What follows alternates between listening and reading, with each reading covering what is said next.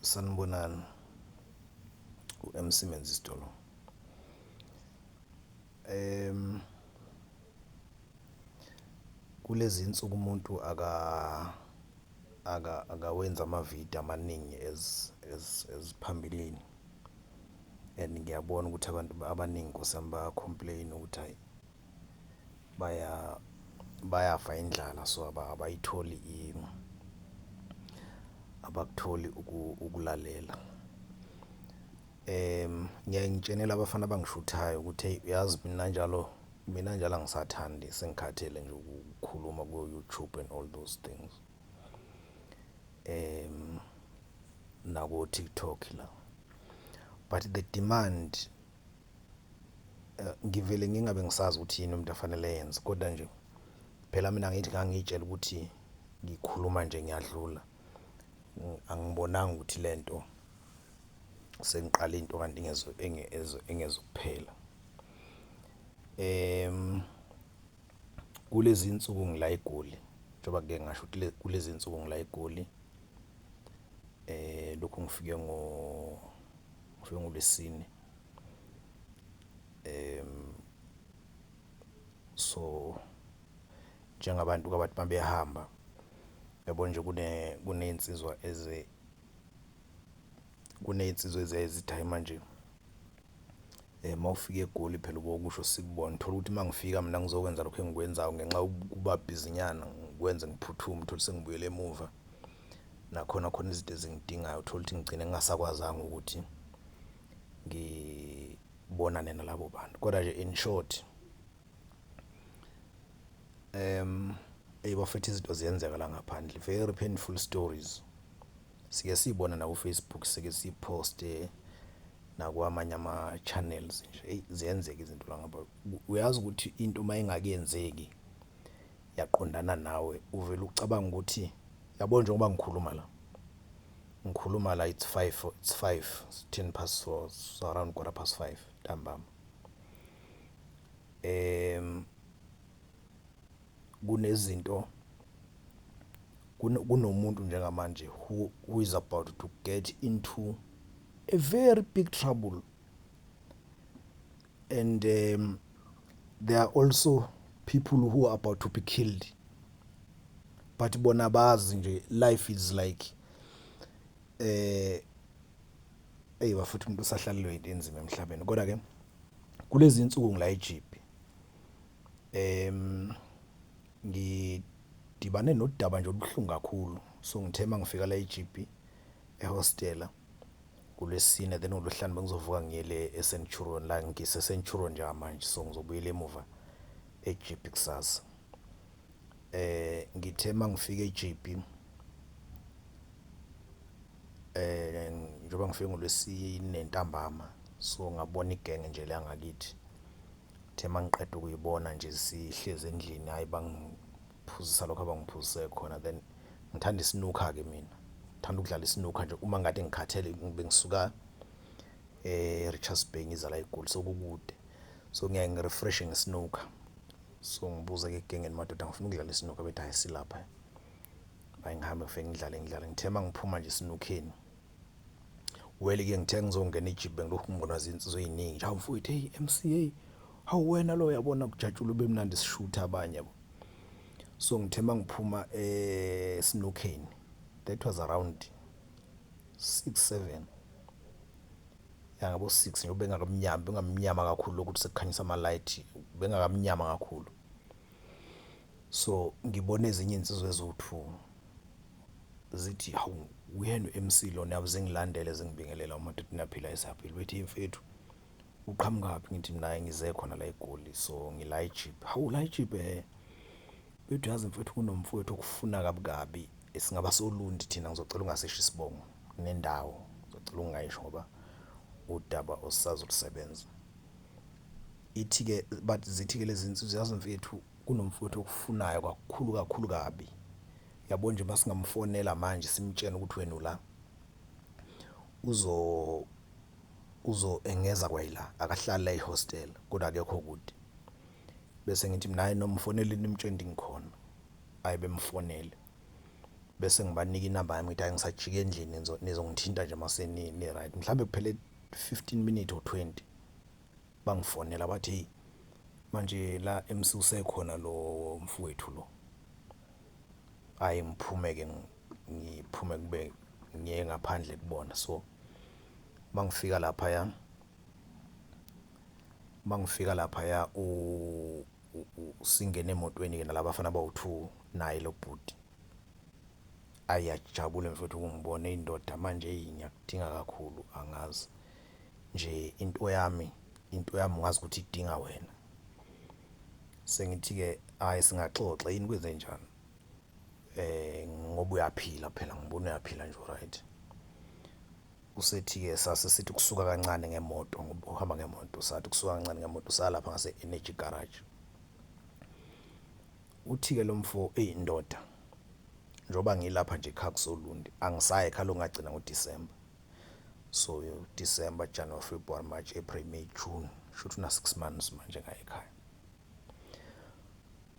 Uthi angisayi ekhaya ngagcina ngoJune, ngahusha umfowethu ngesibhamu enongifuna ngifile kumanje umfowethu. Hawu yini nakwenze njani? Usethi nje mfowethu ngicela nje ukulibekela udaba lwami lonke,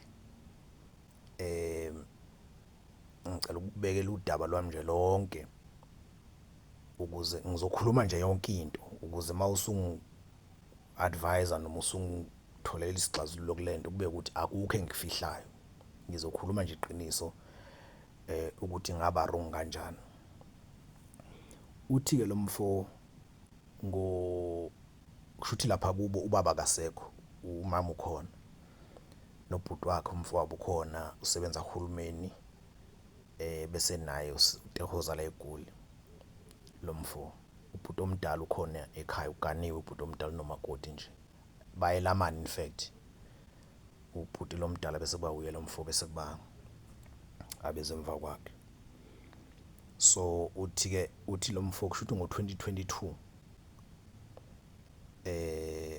njoba eganiwe lo bhuti wakhe omdala, so mabese ekhaya nje as brothers uyabona, umakoti uyabasiza, uyabaphakela umakoti kabhuti omdala. So ke ubhuti bethi sebaganwa izingane ke nanini yazi. Uthi ke lo mfo so umakoti wakhe nje, umakoti kabhuti wakhe uyamhlonipha naye phela njengomyeni wakhe omncane, uyamhlonipha njengomyeni omncane. So maye khona uyabaphakela noma ubhuti wakhe engekho yabo, uyabaphakela. So yena lokho waku-interpreta wrong, lokho kuhlonishwa umakoti kabhuti waku-interpreta wrong yena, ngoba yena usho yena uyena uthi kushuthi waku-interpreta wrong. Wayitshena ukuthi kushuthi umakoti kabhuti uyangithanda or ngoba nakho phela ungihlonipha ngisho ubhuti engekho uyabona. So uthi ke uthe ngo2022 ngelinye ilanga nje ku2022 ngoba phela ubhuti lo besebenzele eDumbe, ubhuti wakhe omdala besasebenzele eDumbe, esebenza kuhulumeni, ngeke ngisho ukuthi kuphi, esebenza nje kuhulumeni kodwa usesebenzele emakhaya manje. Uthi ke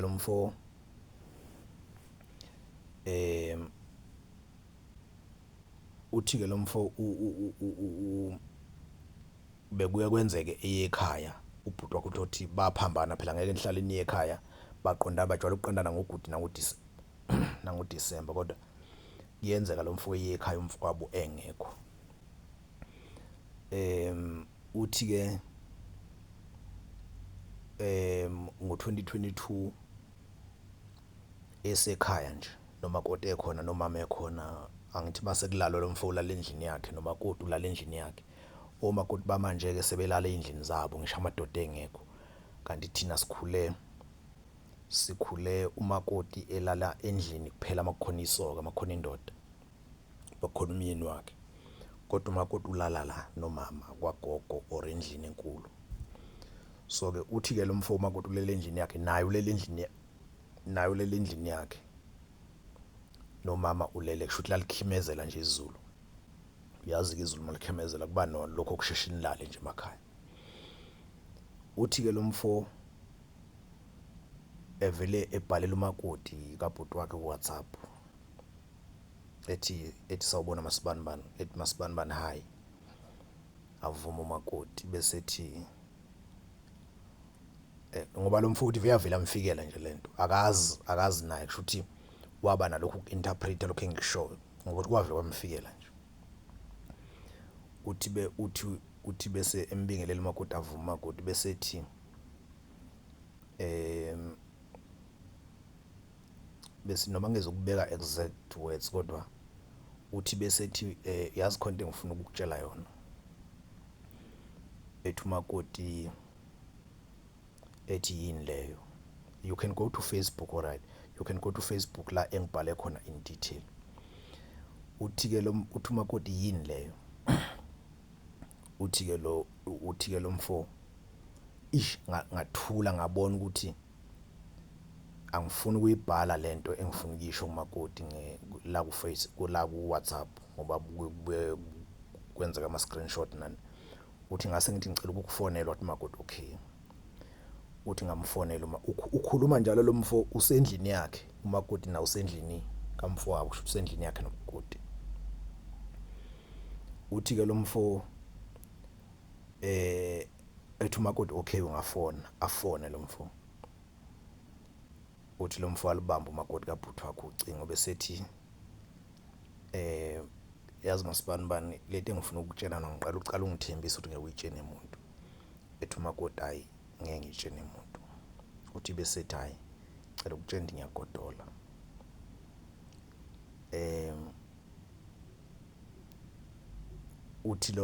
Uthi lo mfo waqala athula umakoti athule nje ebese ethi awunazo ningubo lapho endlini, awunawo ningubo lapho ezi extra. Uthi lo mfo ethi anginazo. Bese ethi umakoti manje pho uthi angenze njani mina ngikulethela ingubo. Ethi lo mfo yebo ngicela ungilethele ingubo. Uthi bese yathula umakoti athula isikhathi eside nje yabo mhlambe 2 minutes bethula ucingweni. Uthi lo mfo ngize ngibuza ukuthi usekhona yini. Ethi umakoti hayi ngikhona bese ethi ngicela ungilethele ingubo. Bese ethi umakoti okay bese evala ucingo. Uthi lo mfo bese ethula nje hlala isikhathi eside naye ethula mhlambe kwaphela 15 to 20 minutes. Uthi manje lo mfo naye lento wavela wayisho nje uthi wasethemba ukuthi ngoba uthi wasebuye lo mqondo uthi yazi ngavele ngayimosha ke lento yabo ngabheda. Wathi if lo muntu etshena ubhuti afonela ubhuti wasemsebenzini esesebenza eDumbe ya Paul Petersburg. Uthi lo mfo ngathi mina lo muntu lo muntu mayifonela ubhuti ngizothini. Uthi wavela wamanje kwele ukuthi ngizovela ngiphike nje ngoba angiyibhalanga ku WhatsApp ngizokhanda istory. Ngizokhanda nje istory ukuthi yini ebengithi ngizoyikhuluma naye uyabo ngoba ku WhatsApp ugcine ethenje khona into engicela ukuyikhuluma nawe. Wathemba ukuthi ngizokhanda istory. Uthi nje mangifonela ubhuti ngizovela ngiphike yonke le nto. Uthi lo mfo kwathi akayicisha ifoni. Kwabuye kwathi yabo uthi nje kwathi akayicishe kwabuye kwathi angiyeke ngayicishwa uyabo. Uthi lo mfo angithi usecishile nasendlini ngoba vele beselala ngoba ikhathi ukuthi kwakula ko 9:10 11 nje noma ngasinaka ngesikhathi kodwa kwasuku late. Uthi lo mfo wathula bese ethi nje akalale yabo ngoba manje usesaba futhi ukubhalela umakoti yabo ngoba akasazi ukuthi njobe ethule nje umakoti uthule nani.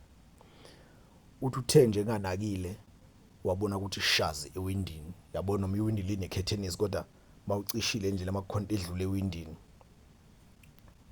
through due to ama light la ngaphandle. Uthi wakuwabona into ethi ishazi ewindini. Uthi khona lapho wezwa into ethi igudlu kulizivalo yabo njengomuntu ovulayo kodwa endlini thola ukuthi ikhiwe. Uthi lo mfo bese ngisukuma ngikhanyisa ifoni ngifike ngivule uKhievela usemnyango. Uthi ngifike ngivule emnyango uthi mangithi awunanga umakoti kabhuti kamfo wabo emnyango uphethe ingubo. Uthi avule lo mfo angene umakoti bese evala emnyango. bese hamba ekamereni afika hlale bakhanyisa ifoni awukhanyisa ilugesi uthi ifike ehlale nje embedeni bese umakoti emalapha phambi kwakhe bese uthi umakoti nathi ingubo uthi lo mfo ngiyithatha ingubo ngiyibeke lapha ngezansi uthi bese ngihlala nje embedeni umakoti ugqoke iphinifa nje uyabonakala futhi ukuthi lumbozi lugqoke nje shuthi afterwards mayisethola uligqoke lodwa nje ugqoke iphinifa esefaka uphaca phansi lo mfo ugqoke itrunk uqembile ngeke ugqoke itrunk yokulala uthi ke lo mfo ngesikhathi ehleli phansi umakoti emile eseyithathile ingubo uthi wayitshena ukuthi mhlawumbe umakoti uzothi nathi ngoba eseyaphuma yabo uthi kodwa manje vele eminyango ukhile kuzodinga ukuthi ayomvulela uthi wama nje umakoti naye wahlala phansi wathula uthi wangazi ukuthi ethini mhlawumbe uthi kwaphela noma 4 minutes ethule nje nomakoti ethule 3 to 4 minutes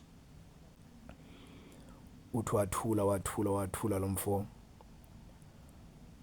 wama nje nomakoti elokhu ethule uthi lo mfo ngavele kwaba nento nje la kimi kuye ngaphakathi ethi isibindi uyabulala isibindi uyaphilisa uthi ngavele ngathi lo muntu bengeke ilethe ingubo kokhonta angafuni lutho uthi ngavele ngasukuma uthi futhi yabo nje kulo 3 minutes besathule uprocessa yonke lento ukuthi lo muntu lo bekufanele esho umakoti kusho lo mfolo usho kumakoti uyayicabanga lento ukuthi lo makoti lo bekufanele bangivule eminyango anginikeze ingubo angaze angenela endlini ukuba inhloso ibise kunginikeni ingubo kuphela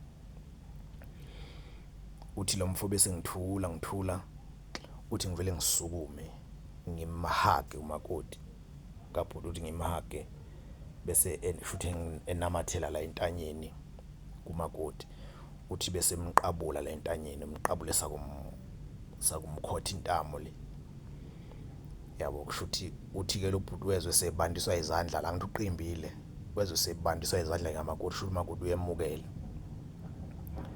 hayi uthi ke lo mfo babambana kwako ngaphansi ungaphezulu kayi bagcina beginqana embedeni ke kwawo ngaphansi bathi mabeqeda nje uthi lo mfo wathi mayiqeda nje chama waphuma fast wasukuma lo makoti wabhinca ithawulo ngoba wayifaka ithawula nje lo inlento iphinifa wayeselikhumulile phela nephinifa sebenqunu so wathi mabeqeda nje wathatha iphinifa waqoka iphinifa lakhe walithi mbo wafaka uphaca waphuma wahamba umakoti ngokusheshsha nje phuma wahamba olala uthi nalomfo wasala wavala endlini eminyango wavala umnyango endlini wangena embedeni walala so ekseni wavuka ekseni lomfo uthi wavuka ekseni wayele edrobheni wabuya edrobheni yabonjwa ihlalile ekhaya wabuya ihambele yabo uthi bese kuthi ngabo akakhulumi lutho nomakoti ukuthi kwenzakaleni izolo akabhali lutho futhi akukho akubhalayo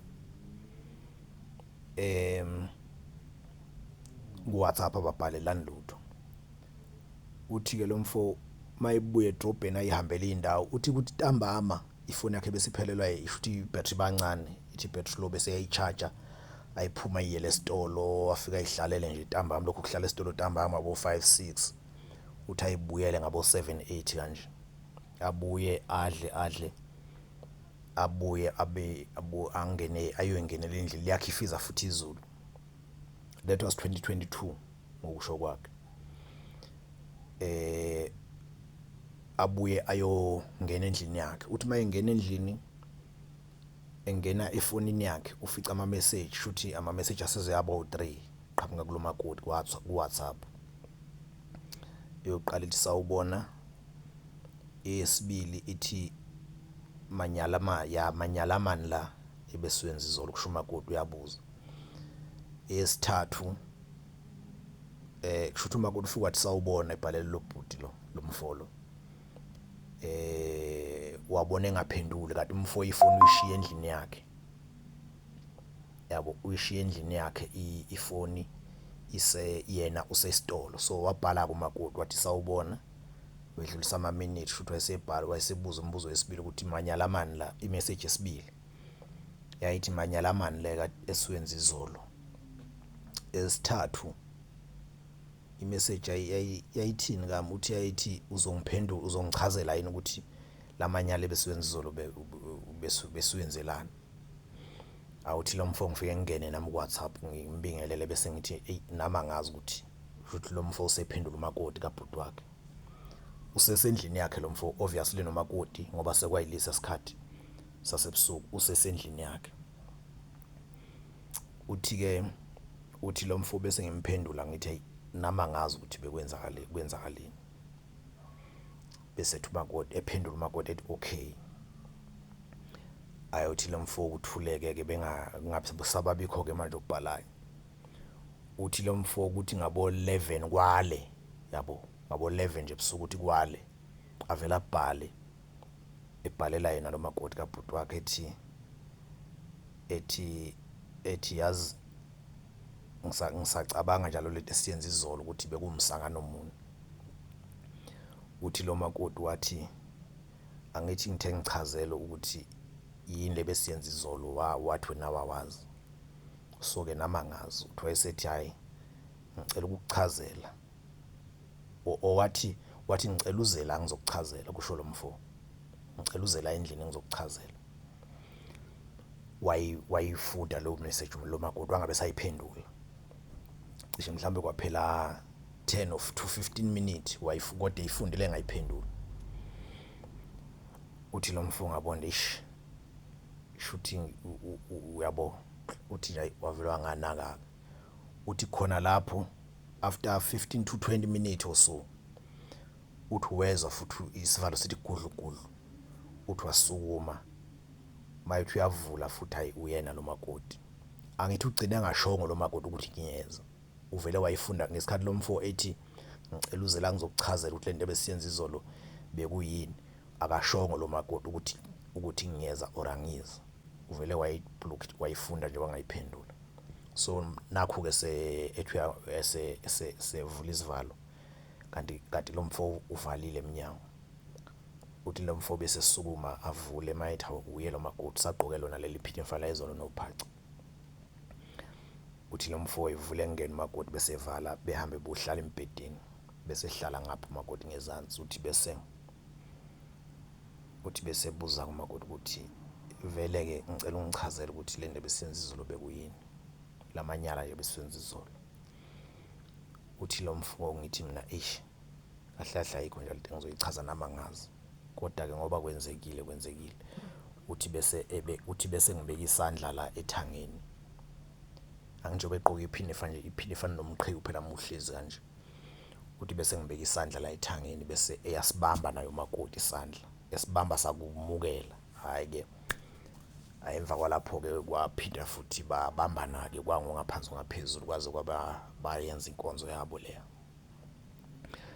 Uthi lo mfo wathi meqeda futhi lapho umakoti mabeqeda nje waphuma futhi fast wabuyela endlini yakhe wavala nalo mfo walala. Ngaleso sikhathi ke lo mfo wayizovuka ahambe ngakusasa ebuyelela eGoli. Ayike wavuka ke lo mfo wahamba ngakusasa waqala kanjalo umjolo wabo ke bese bejola nje kanjalo noma ke bebengabonani njalo mayelisekhona lo mayesemakhaya lo mfo ngoba bekwenza kwesinye isikhathi eyekhaya lo mfo kanti nobhuti wakhe ukhona yabo egcine engakwazanga ukubona lo makoti bengakhulumi futhi ku WhatsApp futhi bekwenze ukuthi lo mfo uye ekhaya ubhuti wakhe akekho kodwa khona intombi yalo mfo ngoba naye lo mfo unentombi khona intombi yakhe yabo thotha akakwazi ukubona lo makoti azabuye ekhaya.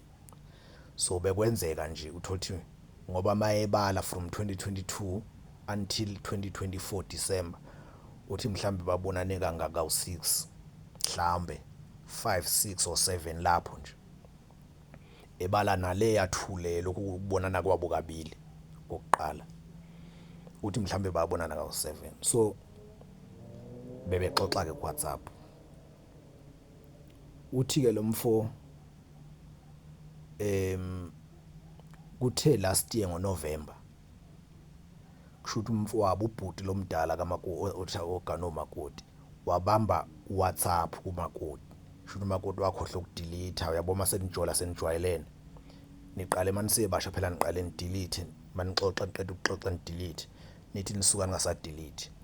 So nomakoti shuthi ngo last year November wangadelete wayibamba imessage ubhuti ku WhatsApp, indoda ubhuti omdala wabamba ukuthi lo umakoti wakhe ujola nalomfolo futhi sebeze balalana ujola nalomfo lokho ukuthola ku conversation futhi ujola nomfowabo omncane lo la eGoli. Wathula ubhuti lo mdala wathula ubhuti lo mdala wangasho lutho. So kuthe ngoDecember 27 lo December sisuka kuwona uthi lo mfo naye besekhaya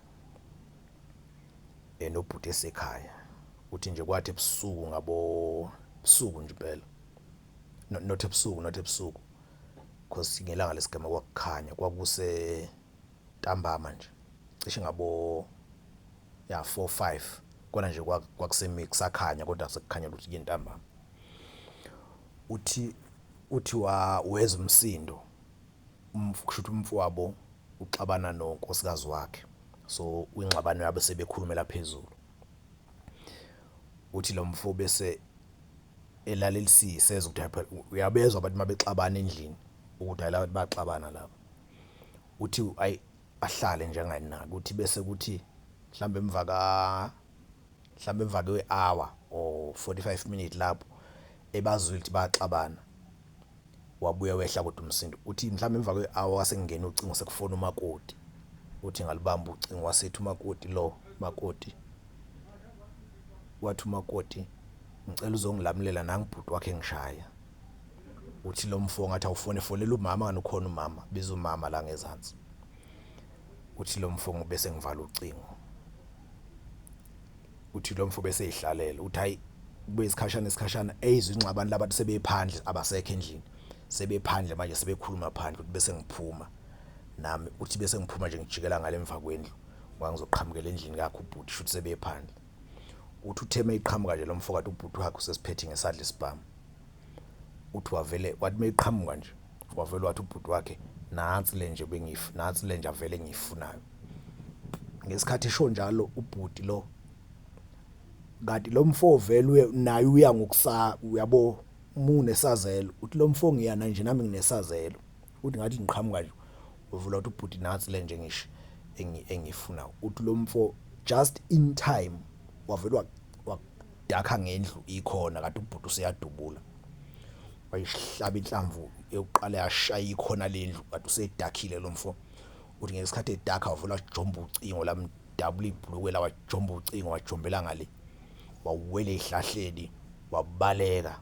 Wathi uyaqhamuka ubhuti lo ushaya kwesibili kwasho ukuthi sejombile lo wajomba ucingo ngale wabaleka lo mfo.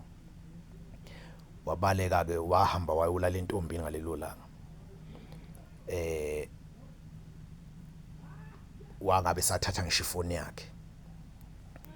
So uthi ke lo mfo kwathi ngakusasa shuthi ubhuti wakhe washawa amahlolo ukuthi udubule isibhamu egcekeni wavela uvuka ekseni lo bhuti wahamba wavuka nje ekseni kakhulu wahamba.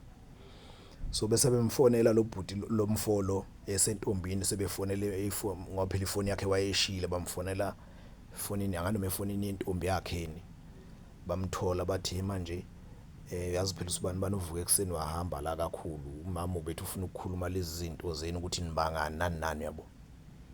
Umama phela akazi umama. So ayabuya ke lo mfuthi naye mayifika avela ngifika ngene emoto ethatha into zakhe ngene emoto nashaya imoto ezela eGoli. Uthi wathi ezongena la eGoli wasendela ubhuti wakhe imessage ku WhatsApp wathi hayi isukile ke ndoda lapha nje esiyohlangana khona ngeke kumile jani into enjalo wasonga kodwa. Wathi nje masidibana nje ekhaya noma yinini ufune wazi ukuthi la isohlangana khona nje siyathi liyaqhuma ivolo nawe uhamba uthenga isibhamu obuya ngathi mina nginaso isibhamu kusho lo bhuti. So ke lo mfo kuze kube manje akakwazi ukuya ekhaya. Akakwazi nje ukuya ekhaya intombi yakhe sekuyiyona ezala eGoli. NaseGoli uselokhu eshintshanisa indawo ngoba ke Thembuludo. Isona sizathu ke lesesenza ukuthi angezwane no I mean ehujwe isibhamu ngomfowabo njengoba mina engitshela ukuthi umfowethu ubhuti omdala ungihuba ngesibhamu. Hayi ngithi ke mina ufuna ngikusize ngani ke kuyo yonke lento uyixoxa usethi ufisa ubhuti omdala well ngazi ukuthi uyangazi naye ubhuti lo uyangazi noma kusho ukuthi engekho engaxelile kakhulu ezindabeni engixoxa kodwa uyangazi. Sengiyabuza ke lo mfo ukuthi mina kuyo yonke lento ufuna ngikusize ngani uthi lo mfo hayi bengifisa mfethu usihlanganise nobhuti sihlanganise nje nobhuti wakho nobhuti wami ngoba ngeke phela nami ngifuna ukuya ekhaya manje so ngeke ngibaleke kuze kube phakade yabo. Ngacela ke inamba wacela ukunginika inamba kabhuti wakhe ngam WhatsApp ubhuti wakhe ngase ngithi hayi ngicela ukuthi ke sikhulume le but izintathu izinto engimtshele zona ubhuti loya lezi ngihlale ngizisho. One, ngimtshela ukuthi umfweni lo ulale nonkosikazi wakho lokho ngeke kushintshe you like it or not noma ungayapi noma ningayobhabhadiswa ngazi kuphi babhadiswe ngani kodwa ngeke kushintshe ukuthi lo ulale nonkosikazi wakho. Number two, you have two choices. Number two, unama choices amabili. It's either niyalixoxa lolu daba uyamxolela umakoti wakho uyamxolela umfowenu uqhubeke nomakoti wakho mawusamthanda ahlawule ngalendlela ahlawula ngayo umakoti nobhuti ahlawule ngendlela ahlawula ngayo niqhubeke nempilo or uyamxosha umakoti. It's up to you. It's up to you okwakho. It's up to you. But number three, you will listen to people abazothi umfowenu ukuxhaphazile mbulala. That will be the end of you. Kuzobe kungesikho ukuphela kukamfowenu uma umbulala kodwa kuzobe kuphela kwakho kwempilo yakho njengoba vele phela uma umbulala uzoboshwa. Ungcono nizobe efile. Asazi mayesefile uzobe kodwa wena uzobe uphila kodwa ufana nento engekho. So wena uzobuhlungu obukhulu kakhulu kunalobu umfowenu azobe ebuzwa ngoba uzobe sefile umfowenu. Asazi umuntu mayesefile ukuthi uzwana kodwa nje lobu buhlungu bakho I can assure you ngiyabazi uzoboshwa uhamba kanti nje manje uyasebenza you still have an opportunity yokuthatha omunye umfazi if you so wish. Ngase nje ngimgcina lapho ngase ngithi hayi sizobuye sikhulumeke mfowethu ngoba inhlosi yodwa ukuthi nithelelana amanzi nomfowenu nithethisane manithethisana ubhodle nawe uthatha isinqumo ngomakoti ukuthi uyamxosha noma lolu daba nilikhuluma kanjani as long nje kodwa umfowenu ezokwazi ukuya ekhaya nawe uye ekhaya makufinyelele njalo ekutheni niyophinde nihlale phansi futhi nihlale phansi makufinyelele ekutheni omunye aphuma ngoba lo mfolo okuyena oyisolayo yeah he is even prepared ukuphuma ekhaya kwakho umuzi wakhe somewhere yabo. So udaba nje lukanjalo ke esisazolungisa mhlambe ngokuhamba kwesikhathi sesikwazi ukubahlanganisa sakhuluma nabo kodwa ngizwile le yansizwa ngale ukuthi isivele isikhalm ngoba phela into yango December isivele isikhalm ingathi isinqumo isinaso yona ngokwayo ngomakoti kodwa umakoti usesekhaya. So ke lolu daba lolu mhlawumbe umunye ke engalithatha kancane lolu daba ngokuthi usiyayi understand indaba esiyikhuluma la ukuthi there are more noma they are worse than this. So kubhlungu for umuntu oqala ukugilwa ngcono mawusuke usumgilwa vele kubhlungu for umuntu oqala ukugilwa.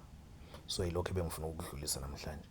Ngizophinde ngikhulume ngolunye udaba futhi lwensizwa kaMdlalozi